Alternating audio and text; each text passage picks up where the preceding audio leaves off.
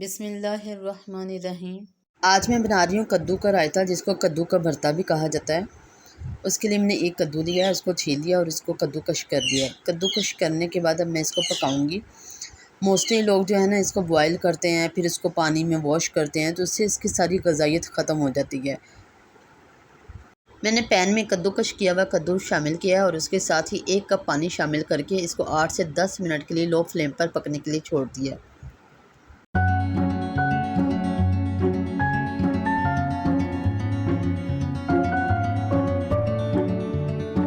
10 minute के बाद कद्दू अच्छी तरह पक चुका है। अब मैं इसको ठंडा होने के लिए छोड़ दूँगी। जब ये अच्छी तरह ठंडा होगा तब इसका रायता बनाऊँगी। कद्दू अच्छी तरह ठंडा हो गया है। अब मैंने इसको एक बाउल में निकाल लिया। मैंने एक कद्दू में 3 पाव दही शामिल किया और इसको अच्छी तरह मिक्स कर लूँगी।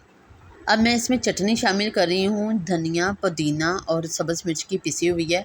आप चाहें तो काट के भी शामिल कर सकते हैं, मगर जब बच्चे खाएँगे तो उनके मुँह में आती हैं मिर्चें, तो उन्हें ज़्यादा मिर्चें लगती हैं, इसलिए मैं इसमें पीस के शामिल कर रही हूँ।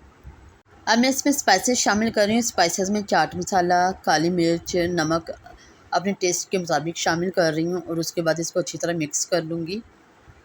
स्पाइसेस को अच्छी तरह मिक्स करने के बाद अब मैं इसमें सलाद शामिल कर रही हूँ। सलाद में मैंने लिया है चॉप्ड किया हुआ खीरा, टमाटर, प्याज और धनिया।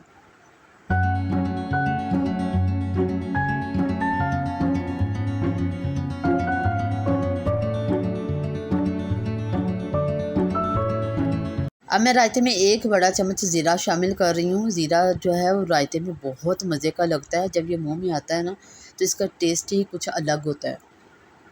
मुझे पर्सनली ज़ीरे के बगैर रायता पसंद नहीं है और मैं जब भी रायता बनाती हूँ, कोई भी रायता सिंपल भी बनाऊँ, तो मैं उसमें ज़ीरा ज़रूर शामिल करती हूँ। सर्व करने के टाइम इसकी खूबसूरती के लिए थोड़ी सी चिली फ्लेक्स, धनिया, ज़ीरा कुछ भी शामिल करके आप इसको ज़रूर सर्व करें। और जितना दिखने में अच्छा लगेगा उतना ही खाने में को दिल भी करेगा और मज़ा भी आएगा।